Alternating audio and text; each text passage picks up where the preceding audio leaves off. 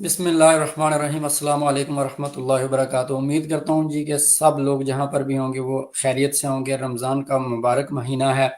और आज हम एक बार फिर मुफ्ती अब्दुल मजीद नदीम साहब के साथ जो है ना लाइव आए हैं। और आज जो हम बात करेंगे सबसे पहले तो मुफ्ती साहब अस्सलाम वालेकुम। वालेकुम अस्सलाम वरहमतुल्लाह। आप कैसे हैं? और आपके नाजरीन भी मैं सोचता हूं कि बिल्कुल खैरियत से होंगे। अल्हम्दुलिल्लाह, अल्लाह का करम है और जो देखने वाले हैं वो भी उम्मीद करते हैं कि खैरियत से होंगे। अच्छा, रमज़ान का महीना चल रहा है तो इस सिलसिले में जो मेरा पहला सवाल है वो ये है कि मुझे ये बताएं कि जो दीन है, दीन हो गया, दीन के बारे में जो मतलब देखने वालों को भी और मुझे भी, दीन जो है एक आम मुसलमान जो है उसको कहाँ से सीखना चाहिए? क्या दीन जैसे उलमाए कराम होते हैं उनसे सीखना चाहिए, या जैसे आजकल हमारे पाकिस्तान में जो है वो सिस्टम चल पड़ा है कि एक बंदा सारी जिंदगी 10-11 महीने वो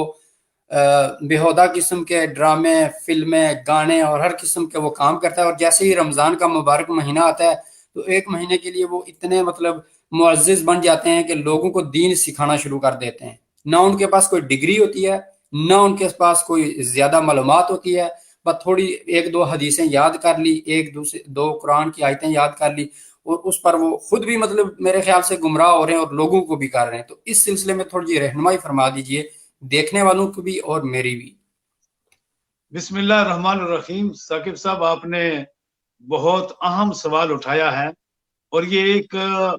हमारी सोसाइटी का, हमारे माशरे का और हमारे मुल्कों का ये एक बहुत बड़ा अलमिया बन गया है कि यहाँ जिस तरह के मैंने पहले भी अर्ज किया था कि हमारे माशरे में आज हर शख्स जो है वो मुफ्ती है और हर शख्स जो है वो डॉक्टर है, जिसकी वजह से एक बड़ा पुराना मकूला है कि नीम हकीम खतरा जान और नीम मुल्ला खतरा ईमान। तो जाहिर है कि दुनियावी मामलात में हम में से हर शख्स इस कदर बालिग और राय है, इस कदर सियाना है, इस कदर होशियार है कि अगर किसी भी शख्स के बारे में ये मालूम हो कि ये आदमी जो अपने आप को बता रहा है कि मैं डॉक्टर हूँ, मैं जो है वो मरीजों का इलाज कर सकता हूँ, उसने बड़ा खूबसूरत सा बोर्ड भी बाहर लगाया हुआ हो, उसने जो है वो डॉक्टरों से भी बढ़कर खूबसूरत लिबास पहना हुआ हो, बड़ा सूटेड बूटेड हो, लेकिन उसके पास जो है वो डॉक्टरी की कोई जो है वो सनद मौजूद ना हो, तो जाहिर है कि वो एक अताई डॉक्टर होगा कि जो एक इलीगल जो है वो काम कर रहा होगा, और कोई भी जो है वो दानिशमंद माशरा उस शख्स को कबूल नहीं करेगा। अगर लोग उसके पास जाएंगे तो नतीजा क्या निकलेगा कि वो हर शख्स को जो दवाई देगा वो ऐसी होगी जो उसके लिए ज़ाहिर कातिल होगी, और उसके नतीजे में बहुत से शख्स उस शख्स के हाथों कि जो डॉक्टर नहीं है लेकिन डॉक्टर होने का दावेदार है, उसके नतीजे में क्या होगा कि बहुत से लोग, उनकी बीमारी बढ़ जाएगी, बहुत से लोग ऐसे होंगे कि जो मौत के मुंह में चले जाएंगे, और बहुत से लोग ऐसे होंगे कि जिंदगी के बाद ही हार जाएंगे। जाहिर है कि कोई भी दानिशमंद माशरा ऐसे लोगों को कबूल नहीं करता। आपको मालूम है कि हमारे मुल्क के पाकिस्तान में भी कुछ अरसा पहले ऐसे अताई डॉक्टरों के बारे में या नीम हकीम किस्म के जो लोग हैं, जो लोगों की जानों के साथ खेलते हैं, उन पर छापे मारे गए, उनको जेर हिरासत दिया गया, उनके ये प्रैक्टिस बंद की गई। सोशल मीडिया पर उनके खिलाफ जो है वो बहुत ज्यादा प्रचार हुआ कि ऐसे लोगों को सजा देनी चाहिए। तो जब हम इस सूरत हाल में कि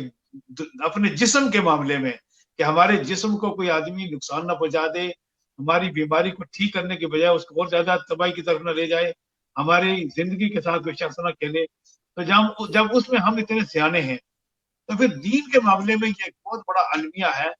कि ऐसे लोग के जिनको दीन के बारे में मालूम ही नहीं है और हकीकत में वो दीन के बारे में जानते ही नहीं है, तो वो अगर लोगों को दीन सिखाएंगे तो जाहिर है कि वो खुद भी गुमराह होंगे और लोगों को भी गुमराही की तरफ ले जाएंगे। आप देख लें कि एक अजीब ट्रेंड जो है वो हमारे माशरे में चल खड़ा हुआ है, जिस तरह के आपने अपने सवाल में भी इसकी जानिब निशानदेही की है कि हमारे मुल्क में अल्हम्दुलिल्लाह ऐसी बात नहीं है, हमारे मुल्क में भी मुस्तनद उलमा मौजूद हैं कि जिन्होंने, और ये देखिए एक प्रोसेस है कि जिस तरह के एक जो है वो आदमी किसी भी शोबे में महारत हासिल करना चाहता है, एक आदमी इंजीनियर बनना चाहता है तो वो इंजीनियर की तालीम हासिल करता है, ایک شخص اگر جو ہے وہ ڈاکٹر بننا چاہتا ہے تو وہ ڈاکٹری کی تعلیم حاصل کرتا ہے. ایک شخص اگر ماہر معاشیات بننا چاہتا ہے تو وہ معیشت کی تعلیم حاصل کرتا ہے جس بھی شعبے میں. اور اب تو دنیا میں دیکھیں جس ملک میں اور آپ بستے ہیں یہاں تو اگر کوئی آدمی صرف جو ہے وہ ایک ڈگری اٹھائے ہوئے ہے لیکن اس کے پاس ٹیچنگ کوالیفکیشن نہیں ہے تو ہمارے اس برطانیہ کے ملک میں بالکل انلیگل ہے کہ ایک ان ٹرینڈ آدمی جو ہے وہ کمرہ جماعت میں جا کر کسی بچوں کو تعلیم دے. اس کے لیے الگ 1.5 اور 2 سال کا کورس ہے کہ جو اس کو اپنی ڈگری کے بعد کرنا پڑتا ہے. یہ معاملہ دین کے معاملے میں بھی ہے کہ ہمارے ہاں دیکھیے سارے مدارس میں جو تعلیم دی جاتی ہے وہاں کیا ہے کہ درس نظامی کا ایک کورس ہے کہ جو 8 سال پر مشتمل ہے جس میں قرآن بھی پڑھایا جاتا ہے, حدیث بھی پڑھائی جاتی ہے, عربی زبان بھی سکھائی جاتی ہے, فقہ کے بارے میں بھی بتایا جاتا ہے, مسئلہ کیسے سننا ہے, اس میں ریئیکٹ کیسے کرنا ہے, بتانا کیا ہے, حالات کو کس تناظر میں دیکھنا ہے, یہ ساری چیزیں اس میں سکھائی جاتی ہیں. پھر صرف یہی نہیں بلکہ ہمارے ملک میں جو مختلف یونیورسٹیز ہیں وہاں لوگ جو ہے وہ ایم اے عربی کر رہے ہیں, ایم اے اسلامک اسٹڈی کر رہے ہیں, ایل ایل بی شریعہ کر رہے ہیں. ہمارے ہاں الحمدللہ بڑی بین الاقوامی معیار کی یونیورسٹیاں ہیں. ان میں سے ایک جو ہے فیصل مسجد کے ساتھ جو بین الاقوامی اسلامی یونیورسٹی ہے وہاں دعویٰ اکیڈمی موجود ہے کہ جس میں بتایا جاتا ہے کہ دعوت کیسے دینی ہے, مسئلہ کیسے بتانا ہے. پھر وہاں تقریباً 4 سے 5 سال تک لوگ وہاں رہتے ہیں, وہاں بڑے بڑے ماہرین علماء سے سیکھتے ہیں اور ان کے سامنے زانو تلمذ جو ہے وہ طے کرتے ہیں. پھر جا کر وہ اس قابل بنتے ہیں کہ وہ کسی مسئلہ کو بتانے کے قابل ہو. میں آپ کو بتاتا ہوں کہ ہمارے ہاں درس نظامی میں 8 سال کرنے کے بعد 8 سال جو ہے وہ تعلیم حاصل کرنے کے بعد پھر 2 سال کا مفتی کا کورس ہے کہ جس میں باقاعدہ آپ کسی گرینڈ مفتی کے ساتھ بیٹھتے ہیں کہ جو آپ کو مسئلے کی نوعیت سمجھنا سکھاتے ہیں, سوال کے جواب کیسے دینا سکھاتے ہیں. یہ ساری چیزیں جو پروسیس سے گزارتے ہیں پھر جا کر ایک آدمی اس قابل ہوتا ہے کہ وہ حقیقت میں کسی مسئلے کو سن سکے, اس کے بارے میں جائزہ لے سکے, اس کے بارے میں بتا سکے. آپ تصور کریں کہ ہمارے ملک میں کتنا بڑا ظلم ہے کہ جو افراد شوبز سے ہمیں ان پر اعتراض نہیں ہے, اگر انہوں نے اس کو ایز اے شعبہ چنا ہے تو یہ ان کی اپنی مرضی ہے, ہم ان پر اعتراض کرنے کا حق نہیں رکھتے. لیکن میں یہ کہہ رہا ہوں کہ ایسے افراد کہ جن کا شعبہ یہ نہیں ہے, وہ شعبے سے تعلق رکھتے ہیں, وہ کسی اور شعبے سے تعلق رکھتے ہیں, کسی کوئی کھلاڑی ہے, کسی اور شعبے سے ان کا تعلق ہے, پورے 11 مہینے وہ اپنے اس شعبے میں جو ہے وہ اپنی جو ہے وہ کرشمہ سازیاں دکھا رہے ہیں. ان کے کپڑے, ان کا لباس, ان کی بول چال, وہ جس چیز کو پروموٹ کر رہے ہوتے ہیں. آپ تصور کریں کہ ابھی کسی نے ایک کلپ لگایا ہے سوشل میڈیا پر کہ جو آج ابھی خواتین جو ہے وہ بڑے خوبصورت دوپٹے رکھ کر, ہاتھ میں تسبیح پکڑ کر, وہ اداکار کے جو بڑے خوبصورت قسم کے جو ہے وہ لباس پہن کر, بڑے کرتے اور بڑے خوبصورت ٹوپیاں پہن کر جو ہے وہ آج بیٹھے ہیں. 11 مہینے یہ جو کچھ پروموٹ کرتے رہے ہیں, جو کچھ سکھاتے رہے ہیں, جس کی تعلیم دیتے رہے ہیں, وہ دیکھیں اور دیکھیں. میں آپ کو اور آپ کے ناظرین کو قرآن مجید کی ایک آیت مبارکہ کی جانب کر چلنا چاہتا ہوں. یہ سورۃ الحجرات کی آیت مبارکہ ہے کہ جس پر اللہ تعالیٰ ارشاد فرماتے ہیں کہ یا ایھا الذین آمنوا لم تقولون ما لا تفعلون کبر مقتا عند اللہ ان تقولوا ما لا تفعلون. اے لوگوں جو ایمان لائے ہو, تم وہ بات کیوں کہتے ہو جو تم کر کے نہیں دکھا سکتے. یعنی تمہارا قول کچھ ہے, تمہارا عمل کچھ ہے, تم کہتے کچھ ہو, کرتے کچھ اور ہو. اور آگے جو تنبیہ ہے وہ بڑی خوفناک ہے, کبر مقتا عند اللہ ان تقولوا ما لا تفعلون. یہ بات اللہ کے غصے کو بھڑکانے والی ہے. یعنی اس عمل کے نتیجے میں کہ آدمی کہے کچھ کرے کچھ اور اس کی زندگی کچھ ہو اور وہ پریچ کچھ اور کر رہا ہو, تو یہ چیز کیا ہے کہ اللہ کے غصے کو بھڑکانے والی, اللہ کے غضب کو دعوت دینے والی اور اللہ کے عذاب کو دعوت دینے والی بات ہے. تو یہ ایک بہت بڑا المیہ ہے. اور کئی دفعہ میں خود بھی جو ہے جب ٹی وی لگاتا ہوں اور میں دیکھتا ہوں کہ سوال کچھ اور آتا ہے, جواب اس کو کچھ اور دیا جاتا ہے, اور بالکل یعنی ایک ہنسی مذاق کا ایک ماحول ہے کہ جو دین کے نام پر جو ہے وہ برباد کیا جا رہا ہے. اس سے لوگ کیا سیکھیں گے؟ اس سے لوگ ظاہر ہے کہ وہ دین کے بارے میں سیریس نہیں ہوں گے. دین تو نام ہی سیریس کرتا ہے. دیکھیے اگر آپ دین کے معاملات میں سیریس نہیں ہوں گے, دین کے معاملات میں محتاط نہیں ہوں گے. میں آپ کو بتانا چاہتا ہوں کہ تاریخ میں ہے کہ امام ابو حنیفہ رحمۃ اللہ علیہ تاریخ انسانی میں صحابہ کے بعد اگر کوئی سب سے بڑا عالم ہوا ہے کہ جس کو اس زمانے کے علماء نے بھی اس کے علم کو, اس کے تقوی کو, اس کی اتھینٹسٹی کو تسلیم کیا ہے, تو وہ امام ابو حنیفہ رحمۃ اللہ علیہ خود فرماتے ہیں کہ مجھے ایک بچے نے جو ہے وہ جو دین پر چلنا سکھا دیا. اور وہ کہتے ہیں کہ کیسے ہے کہ میں جا رہا تھا کہ اچانک جو ہے وہ کیچڑ تھی تو بچہ چل رہا تھا تو میں نے بچے سے کہا کیا بیٹے ذرا سنبھل کے چلنا کہیں تیرا پاؤں نہ پھسل جائے. تو بچے نے آگے سے جواب دیا کہ امام صاحب کوئی بات نہیں, اگر میں گرا تو میں اکیلا ایک بچہ گروں گا, لیکن آپ مجھ سے زیادہ سنبھل کر چلیے کہ اگر آپ گرے تو آپ کے نتیجے میں آپ کے گرنے کے نتیجے میں پوری ملت اور پوری قوم گر جائے گی. تو یہ تو ایک اتنا حساس معاملہ ہے کہ اس میں پھونک پھونک کر جو ہے وہ جواب دینے کی ضرورت ہوتی ہے کہ جائے کہ آدمی کے پاس علم ہی نہ ہو. اور پھر اس میں میں یہ بات بھی کہنا چاہتا ہوں کہ بڑے بڑے علماء, میں آپ کو تاریخ میں بتانا چاہتا ہوں کہ امام مالک رحمت اللہ علیہ جنہوں نے عرصہ دراز تک نبی اکرم صلی اللہ علیہ وسلم کی مسجد نبی میں بیٹھ کر آپ کے روضہ رسول صلی اللہ علیہ وسلم کے پاس بیٹھ کر جو ہے وہ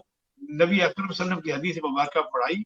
اور حضور علیہ السلام نے ان کے بارے میں ایک پیشین گوئی فرمائی تھی. اور وہ پیشین گوئی یہ تھی کہ ایک وقت ایسا آنے والا ہے کہ پوری دنیا سے لوگ میرے ایک ایسے آدمی کے پاس, ایک عالم کے پاس آئیں گے جو میری مسجد میں بیٹھا ہوگا. تو اس کا مصداق سارے فقہا یہ کہتے ہیں کہ امام مالک ہیں. امام مالک کے پاس ایک عورت دور دراز سے چل کے آئی اور اس نے ایک مسئلہ پوچھا. امام صاحب کو اس کے بارے میں یقین نہیں تھا تو فرمایا کہ کل آنا, میں آج نہیں بتا سکتا. چنانچہ کیا ہوا کہ وہ جھگڑنے لگی کہ آپ تو سب سے بڑے عالم ہیں. تو فرمایا کہ میں اس بات کو پسند کرتا ہوں کہ تم مجھے جاہل کہہ لے, مجھ سے ناراض ہو جائے, اور بے شک تو انتظار کر لے. اس سے میں یہ بہتر سمجھتا ہوں کہ تمہیں یہ انتظار کروا لوں لیکن تمہیں غلط مسئلہ نہ بتا. تو یہ تو احتیاط کا اتنا معاملہ ہے کہ جائے کہ یہ جو افراد جو ہے وہ بیٹھ جاتے ہیں, اور میں سمجھتا ہوں کہ حکومت کو ان پر پابندی لگانی چاہیے. ہماری جو وزارت مذہبی امور ہے, دیکھیے وہ مذہبی امور کو دیکھتی ہے. اسلامی نظریاتی کونسل جیسا عظیم ادارہ ہمارے, ایک لیگل ادارہ جو ہے وہ کنسٹیٹیوشن کے مطابق ایک ادارہ ہمارے موجود ہے. بڑے بڑے ہماری یونیورسٹیوں میں بڑے بڑے پروفیسر ہیں, دین کے بڑے بڑے علماء ہیں, مختلف جو ہے وہ نقطۂ نظر رکھنے والے ماہرین ہیں. تو ان کو بنایا جائے. یقیناً یہ ایک بہت بڑا نقصان ہوگا کہ اگر ان لوگوں پر پابندی نہ لگائی گئی, اور دین کے یہ معاملات اسی انداز سے اگر یہ لوگ پیش کرتے رہے تو میں سمجھتا ہوں کہ بہت بڑا نقصان پہلے ہو چکا ہے, اس کے نتیجے میں بہت بڑے نقصان کا اندیشہ ہوگا. بہت مہربانی, شکریہ جی. چلیں, یہ بات تو ان لوگوں تک تھی اور گورنمنٹ تک ہے. تو دوسری جو بات ہے جو دیکھنے والے ہیں, کیونکہ چیز تب تک کی نہیں, کوئی چیز بھی تب تک نہیں بکتی یا نہیں ہوتی جب تک خریدار نہ ہو. اگر وہ چیز لگا رہے ہیں تو جو لوگ گھروں میں بیٹھ کر, رمضان کا مبارک مہینہ ہے, مطلب گھروں میں بیٹھ کر آپ ٹی وی سے اور ان لوگوں سے دین سیکھ رہے ہیں, تو ان کے لیے بھی کوئی تھوڑی سی بات بتا دیں. کیونکہ جب دیکھنے والے ہی نہیں ہوں گے تو پھر وہ ان کو تو مجبوراً یہ سسٹم جو یا یہ بند کرنا پڑے گا. تو دیکھنے والوں کے لیے بھی کچھ تھوڑا سا فرما دیجئے کہ دین مطلب ان کو کہاں سے سیکھنا چاہیے ایکچولی. دیکھیے, میں سمجھتا ہوں کہ جہاں یہ ٹی وی انتظامیہ کی ذمہ داری ہے کہ وہ وہاں اچھے لوگوں کو لا کر بٹھائیں, وہاں جو ناظرین ہیں, دیکھنے والے ہیں, سامعین ہیں, سننے والے ہیں, ان کی بھی بڑی ذمہ داری ہے. میں آپ سے عرض کرنا چاہتا ہوں کہ چند سال پہلے یہاں برطانیہ میں پاکستان سے ایک مولانا تشریف لائے جنہوں نے پہلی تقریر ایک مسجد میں کی, اور انہوں نے کیا کیا کہ بڑی اختلافی باتیں کی. چنانچہ کیا ہوا کہ محفل سے ایک بندہ اٹھ کر کھڑا ہو گیا اور اس نے کہا کہ اے مولانا محترم, میں آپ کا احترام کرتا ہوں, آپ کی عزت کرتا ہوں, آپ کو توقیر دیتا ہوں, لیکن میں آپ سے یہ کہنا چاہتا ہوں کہ یہ بات شاید جس ماحول سے آپ تشریف لائیں وہاں تو اچھی لگتی ہے, لیکن یہاں پہلے ہی ہم مسلمان بڑے بٹے ہوئے ہیں, تو آپ پیار اور محبت کی باتیں کریں مگر ہم آپ کو سننا پسند نہیں کریں گے. ایک بندہ اٹھ کھڑا ہوا. چنانچہ اس کا نتیجہ کیا ہوا کہ مولوی صاحب نے فوراً اپنی ٹیون بدل لی, اور اس کے بعد تقریباً پورے برطانیہ میں ان کے 30 پروگرام ہوئے, اور ہر پروگرام میں مولانا صاحب اس بات سے آغاز کرتے تھے کہ وَاعْتَصِمُوا بِحَبْلِ اللَّهِ جَمِيعًا وَلَا تَفَرَّقُوا, آؤ سارے مل کر اللہ کی رسی کو مضبوطی کے ساتھ تھام لیں اور تفرقے میں نہ بٹے بلکہ متحد. یہ ایک عوامی پاور ہوتی ہے. دیکھیے, اگر عوام اس بات کا تہیہ کر لیں, سارے ٹی وی چینلز کو لوگ ای میلز کریں, ان کو فون کریں, بلکہ میں تو سوچتا ہوں کہ کئی دفعہ یہ بھی ہوتا ہے کہ یہ ٹی وی چینل جب لائیو پروگرام کر رہے ہوتے ہیں جس طرح ہم کر رہے ہیں, تو لوگوں کو فون کرنے کی بھی سہولت حاصل ہوتی ہے, جب وہ مسئلے پوچھ سکتے ہیں, جب وہ اپنی رائے دے سکتے ہیں. تو اگر 15-20 افراد جو ہے وہ ان کو فون کریں اور کہیں کہ جی دیکھیے جو افراد آپ نے بٹھائے ہوئے ہیں انہیں ایک بیوٹیفل پیس کے طور پر تو آپ بنائیں، لیکن دین کے بارے میں رائے دینے کے لیے اور رائے ہمارے سامنے پیش کرنے کے لیے کیونکہ یہ ان کی اتھینٹسٹی نہیں ہے، تو لہٰذا آپ کسی عالم کو بنائیں تو یقیناً لوگوں کے دباؤ میں یقیناً لوگ جو ہے وہ یہ بدلنے کے لیے تیار ہو جائیں گے۔ اور ساتھ ہی میں یہ بھی کہنا چاہتا ہوں کہ لوگوں کے لیے بھی یہ بہت بڑا ضروری ہے کہ وہ اپنی اصلاح کے لیے دیکھیے آج جو ہے وہ اگر وہ اوتھینٹک ذریعے سے نہیں سیکھیں گے تو میں آپ کو بتاتا ہوں کہ پھر گمراہ ہو جانے کے بڑے چانسز ہیں۔ ابھی کچھ عرصہ پہلے میرے ایک دوست نے مجھے ای میل کیا اور کہا کہ انٹرنیٹ پر ایک قرآن اور اس کی تشریح جو ہے وہ شامل کی گئی ہے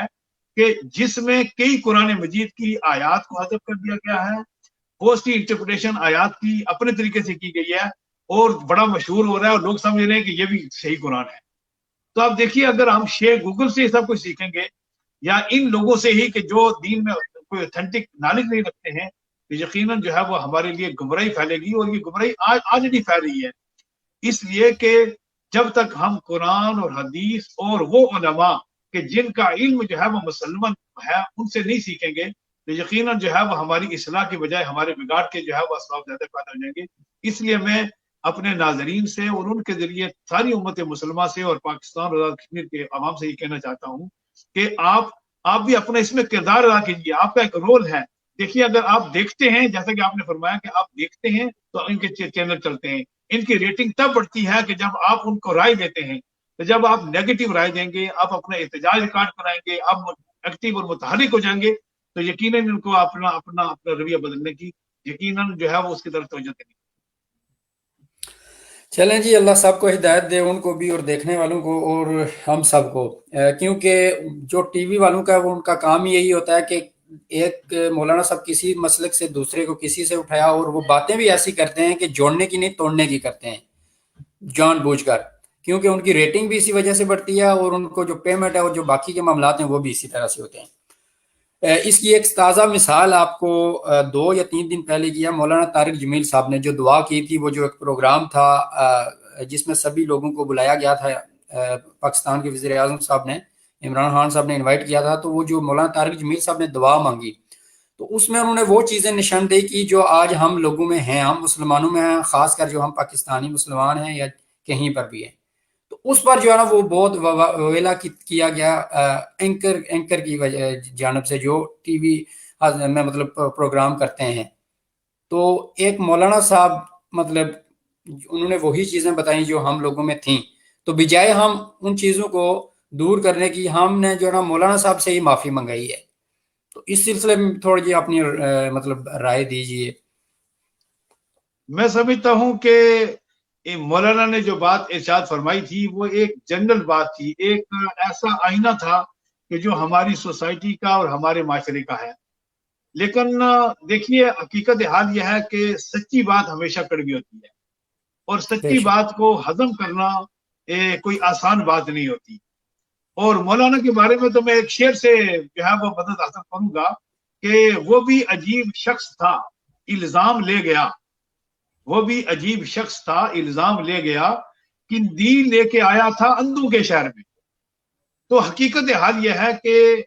یہ اندھے اور بہرے لوگوں کی نگری ہے کہ جہاں باقی تو ہر چیز آدمی سننا چاہتا ہے لیکن سچ نہیں سننا چاہتا۔ بے دیکھیے شک، مولانا کی میں سمجھتا ہوں کہ ان سے اختلاف کیا جا سکتا ہے، ان کے جو الفاظ انہوں نے استعمال کیے ہیں وہ برمحل تھے یا نہیں تھے، اور اس پر میں سمجھتا ہوں کہ انہوں نے بڑے پن کا مظاہرہ یہ کیا ہے کہ انہوں نے چینلز پر آ کر ان اینکرز کے سامنے جو ہے وہ پوری قوم سے غیر مشروط معافی مانگ لی ہے۔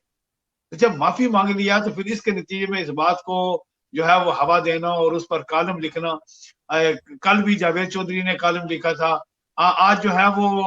حامد میر صاحب نے ایک کالم لکھا ہے کہ جس میں انہوں نے امام ابو حنیفہ اور امام مالک اور دوسرے بڑے بڑے فقہا کا تذکرہ کیا ہے کہ وہ بادشاہوں کے قریب نہیں جاتے تھے، اور جب بھی بادشاہوں نے ان کو یہ کہا ہے کہ کوئی منصب دینا چاہتے ہیں تو انہوں نے قبول نہیں کیا، کوڑے کھائے، جان افری کی سپرد کر دی، جیلوں میں چلے گئے، لیکن انہوں نے کوئی کمپرومائز نہیں کیا۔ لیکن یہاں تصویر کا ایک میں دوسرا پہلو بھی دکھانا چاہتا ہوں۔ دیکھیے امام ابو حنیفہ نے بادشاہ وقت خلیفہ وقت کی جانب سے عہدہ قبول نہیں کیا، لیکن ساتھ ہی آپ دیکھیں کہ ان کے سب سے بڑے شاگرد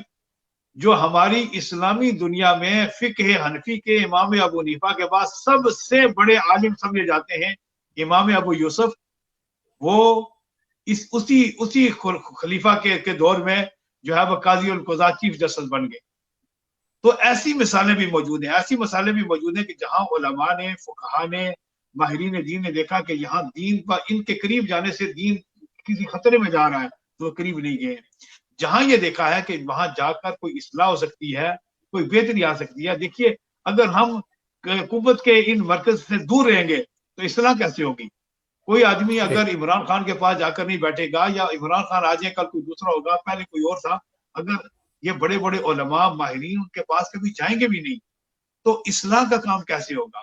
ان کو مشورے دینے کا کام کیسے ہوگا؟ میں یہ کہتا ہوں کہ اس سے کوئی مفاد، جس طرح کے مولانا طارق جمیل نے کہا، میں نے کوئی مفاد نہیں لیا ہے،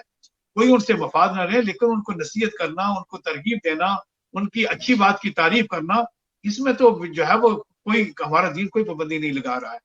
دوسرا میں یہ بھی کہنا چاہتا ہوں کہ دیکھیے کہ ہمارا معاشرہ بحثیت مجموعی دیکھیے کہ ایک اخلاقی زوال کا شکار ہے۔ آپ تصور کریں، ایک سوال میں اپنے ناظرین کے سامنے اٹھانا چاہتا ہوں کہ کیا وجہ ہے کہ ہمارے ملک میں سب سے زیادہ خیرات دی جاتی ہے، بڑے لوگ نمازی ہیں، بڑے لوگ حاجی ہیں، بڑے لوگ زکوٰۃ دینے والے ہیں۔ ابھی آپ نے دیکھا ہوگا کہ ابھی کورونا وائرس آیا تو جو ہر طرف جو ہے وہ لوگ فوڈ پیک تقسیم کر رہے ہیں، لیکن اس سب کے باوجود آپ دیکھیں کہ اس سب کے باوجود ہمارا معاشرہ جو ہے وہ ہر روز گراوٹ کی طرف جا رہا ہے۔ کیوں؟ ہم نے دین کو یہ سمجھ لیا ہے کہ دین صرف عبادات کا نام ہے، حالانکہ دین اخلاق کی بہتری کا نام بھی ہے، معاملات میں، اور سب سے زیادہ ہمارے دین کا جو حصہ ہے وہ معاملات اور اخلاق اور لین دین اور حقوق و لباس پر مشتمل ہے۔ دیکھیے اگر میں نماز پڑھتا ہوں، میں 5 وقت کی نمازیں پڑھتا ہوں، تہجد بھی پڑھتا ہوں، ہر روز 1000 مرتبہ جو ہے نا تسبیحات بھی پڑھتا ہوں، میری نماز سے، میرے روزے سے، میرے صدقات سے اور میری تسبیحات سے معاشرے کو کیا فائدہ؟ معاشرے کو تب فائدہ ہوگا جب میری بول چال میں صداقت ہوگی، میرے معاملات میں دیانتداری ہوگی، جب میں غریبوں کا درد محسوس کر کے ان کے کام آؤں گا، اور جب میں اپنی زندگی کے سارے معاملات کو دین کے مطابق کر لوں گا۔ اس لیے کہ دین مکمل چینج کا نام ہے۔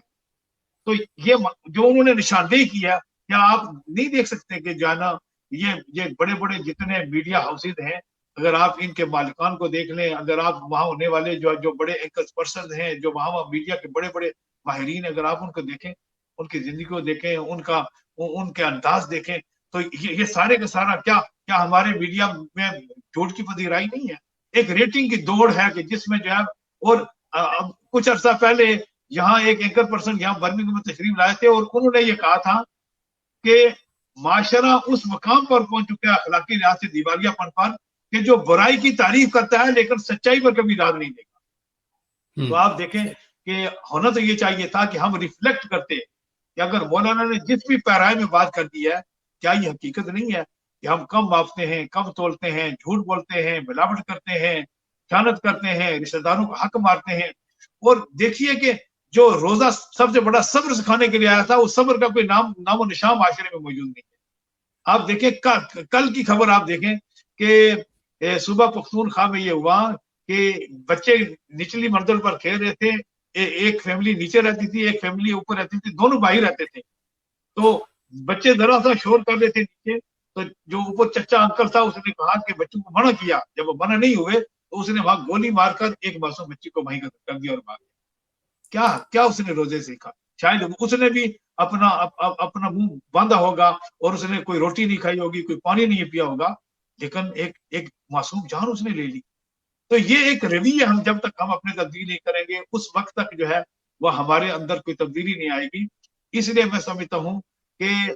ہمارے اینکر پرسن ہوں، ہمارے علماء ہوں، ہمارے عوام ہوں، ہم سب کو جو ہے وہ اس مہینے میں یاد کرنا چاہیے کہ انشاءاللہ جس قدر ممکن ہے ہم اپنے آپ میں تبدیل لانے کی کوشش کریں گے، اور جب ہم کوشش کریں گے تو یقیناً اللہ ہمارے اس سفر کو آسان کرے گا۔ آمین آمین۔ چلیں جی، اچھا جاتے جاتے ایک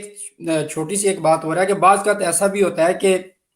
بہت سے لوگ اس چیز پر اعتراض کرتے ہیں کہ اگر کسی بندے نے داڑھی رکھی ہوئی ہے، سنت رسول رکھی ہے، لیکن اس کے کام جو ہے وہ مطلب اتنے برے ہیں، تو وہ ڈائریکٹلی ایک بندے کو برا نہیں کہیں گے، وہ تو پورے معاشرے کو ہی کہیں گے کہ یہ مولانا صاحب ایسے ہیں. یا دیکھیں کہیں پر کسی بچے کے ساتھ، جیسے پاکستان میں ہوتا ہے، مطلب چھوٹے چھوٹے بچوں سے کے ساتھ زیادتی ہوتی ہے، تو کوئی مسجد میں اگر ایسا واقعہ ہو جائے، مطلب تو وہ کہتے ہیں جی کہ یہ سارا مدرسہ سسٹم ہی ایسا ہے. مطلب لوگ ہمارے جو اس نیوز کو پھیلا رہے ہیں، وہ اتنے ان کا مائنڈ اتنا مطلب اوپن ہے کہ وہ ہر چیز جو ہے نا مسجد یا مولانا یا دین پر مطلب تھوپنا چاہتے ہیں. ایسے برائیاں تو ہر جگہ ہیں، اچھے برے ہر جگہ ہیں، ایسا تو نہیں ہے. ان لوگوں کے دیکھیے لیے مستر، میں ذرا لائٹلی موڈ میں ایک بات کرنا چاہتا ہوں کہ ایک آدمی جو ہے نا سائیکل میں جا رہا تھا اور اس نے داڑھی رکھی ہوئی تھی. تو وہ جا رہا تھا تو اچانک کیا ہوا کہ سامنے سے ایک بندہ جا رہا تھا، تو اس کی سائیکل کا جو سامنے والا پہیا تھا وہ ذرا سا اس بندے کے ساتھ ٹچ ہو گیا. تو اس نے یوں پیچھے دیکھا اور اس نے کہا کہ مولوی داڑھی رکھ کے بھی جو جڑانا اپنے مینو مارے. تو بندے نے کہا کہ بھائی یہ داڑھی ہے، کوئی بریک تو نہیں ہے. حقیقت حال یہ ہے کہ ہماری داڑھی بڑا معزز، ایک آدمی داڑھی رکھ کر معزز تو نظر آتا ہے، لیکن سوال یہ ہے کہ کیا داڑھی رکھنے کے بعد بھی اس کی سوچ میں، اس کی فکر میں کوئی تبدیلی آئی ہے؟ تو ایک پہلو تو یہ ہے کہ داڑھی رکھنا کوئی اس بات کی، یا داڑھی کا ہونا اس بات کی کوئی علامت نہیں ہے کہ یہ تو بندہ بڑا نیک ہے یا پرہیزگار ہے یا صالح ہے. ایک چور کی بھی داڑھی ہو سکتی ہے، ایک ڈاکو کی بھی داڑھی ہو سکتی ہے، ایک شرابی کی بھی داڑھی ہو سکتی ہے. اور ایک تو اس میں یہ بات میں کہنا چاہتا ہوں. دوسری بات میں یہ کہنا چاہتا ہوں کہ اگر کسی شخص نے داڑھی رکھ کر کوئی بری حرکت کی ہے تو آپ اس داڑھی پر اعتراض نہ کیجیے، اس داڑھی پر اٹیک نہ کیجیے. اس لیے کہ داڑھی تو شاعر اللہ میں سے ہے، داڑھی تو انبیاء کی سنت ہے. آپ داڑھی پر، ٹوپی پر، اس شخص کی نماز پر تو اٹیک نہ کریں، آپ اس کی برائی پر اٹیک کریں. ہاں، اس شخص نے جو برا کام کیا ہے یہ بڑا گنونا ہے، یہ بڑا غلط ہے، اس پہ ایسا نہیں کرنا چاہیے. اور اس کو آپ یہ شرم دلا سکتے ہیں کہ تجھے داڑھی رکھ کر اس داڑھی کا پاس کرنا چاہیے تھا، احترام کرنا چاہیے تھا، تیری وجہ سے داڑھی کا وقار جو ہے وہ مجروح ہوا ہے. لیکن اس بات کو سامنے رکھ کر جو ہے وہ سارے داڑھی والوں کو، سارے نمازیوں کو، سارے نیکوکار لوگوں کو جو ہے وہ ایک ہی لاٹھی کے ساتھ جو ہے وہ ہانکنا، میں سمجھتا ہوں کہ یہ خلاف شریعت بھی ہے اور خلاف عقل بھی ہے. تو اس لیے میں سمجھتا ہوں کہ اس میں بڑا بڑا احتیاط کا دامن جو ہے وہ سامنے رکھنا چاہیے. اور احادیث مبارکہ میں یہاں تک آتا ہے کہ اگر کوئی شخص اللہ کی، اللہ کے رسول صلی اللہ علیہ وسلم کی، دینی شاعر کی، کسی نیک فرد کی توہین کرتا ہے تو اس کے نتیجے میں کیا ہو جاتا ہے کہ اس کا ایمان ہی جو ہے وہ خطرے میں پڑ جاتا ہے. اور ایسا تاریخ میں بارہ ہوا ہے. وہ افراد کے جنہوں نے نبی اکرم صلی اللہ علیہ وسلم پر اور آپ کے صحابہ پر، کہ حدیث میں آتا ہے کہ جب حضور صلی اللہ علیہ وسلم نے اپنا حج فرمایا اور آپ میدان عرفات سے واپس جو ہے وہ مزدلفہ کی طرف چلنے لگے تو آپ نے فرمایا کہ زید بن حارثہ اور دوسرے صحابہ جو غلام ہیں ان کو میں ساتھ رکھوں گا. تو اتنے میں ایک جو ہے وہ عربی نسل نے کہا کہ ان غریبوں اور ان غلاموں کی وجہ سے ہم کو انتظار کرایا گیا. چنانچہ تاریخ میں آتا ہے کہ جس نے اعتراض کیا تھا بعد میں وہ افراد مرتد ہو کر مرے، ایمان کی حالت میں نہیں مرے. اس لیے احتیاط بڑی ضروری ہے. چلیں مولانا صاحب، آپ نے جو ٹائم دیا وہ بھی پورا ہونے والا ہے، تو جتنی بھی باتیں آپ نے کہیں، اللہ تعالیٰ ان باتوں پر ہمیں عمل کرنے کی توفیق عطا فرمائے. اور یہ جو رمضان کا مبارک مہینہ ہے، اس کے طفیل یہ جو وبا آئی ہے، اس سے بھی تمام امت مسلمہ اور جو تمام امت مسلمہ کے علاوہ جو لوگ ہیں جو مسلمانوں کے لیے رحم دل ہیں یا جن کے اندر اسلام کے لیے عزت ہے، اللہ تعالیٰ ان کو بھی اس وبا سے محفوظ فرمائے. اور جو ظالم لوگ ہیں جن کے نصیب میں ہدایت نہیں ہے، اللہ تعالیٰ ان کو اس وبا سے نصب و نبود کرے. تو ایک آخری بات اور اس کے بعد پھر ہم انشاءاللہ پروگرام کو کلوز کریں گے. جی، آخری بات میں یہی کہنا چاہتا ہوں کہ رمضان مبارک کی ان ساتوں کو غنیمت جانیے. نہیں معلوم کہ یہ ساتیں، یہ ببرکت جو ہے وہ مہینے کے دن اور راتیں، صبح اور شامیں ہمیں نصیب ہوں گی یا نہیں ہوں گی. بہت سے افراد دیکھیے جو ہے وہ ہمارے ہاں موجود تھے، ہمارے رشتے داروں میں، ہمارے دوستوں میں، آج وہ ہمارے درمیان میں موجود نہیں ہے. تو ان لمحات کو غنیمت جانیے، زیادہ سے زیادہ اپنی عبادت کیجیے، صبر کا دامن ہاتھ سے نہ چھوڑیے. اور پھر لوگوں کی اصلاح کے لیے کوشش کیجیے، لوگوں کو دعائیں دیجیے، کبھی کسی کو دعا نہ دیجیے. اور پھر سب سے بڑھ کر یہ ہے کہ آپ نے اپنے اہل محلہ میں جو افراد غریب ہیں، نادار ہیں، بیمار ہیں، ان کی خدمت کیجیے، تو یقیناً اللہ عز و جل آپ کو رمضان المبارک کی ساری برکتوں سے مالا مال فرمائے. آمین آمین. بہت مہربانی، بہت شکریہ ایک بار پھر آپ کا سر کہ آپ نے اتنا ٹائم دیا. تو انشاءاللہ دوبارہ پھر لائیو ہوں گے اور مزید جو مسئلے مسائل ہیں ان پر بات ہوگی. اور تمام دیکھنے والوں کا بہت بہت شکریہ، اور اس ویڈیو کو زیادہ سے زیادہ لوگوں تک پہنچائیں. اور اگر ہماری کسی بات میں کسی کی دل آزاری ہوئی ہو تو اس کے لیے ہم معذرت خواہ ہیں. تو دعاؤں میں یاد رکھیے گا. اللہ تعالیٰ آپ کو بھی اپنے حفظ و امان میں رکھے، ہمارے لیے بھی دعاؤں میں دعائیں کیجیے گا. تو تب تک اللہ حافظ سر.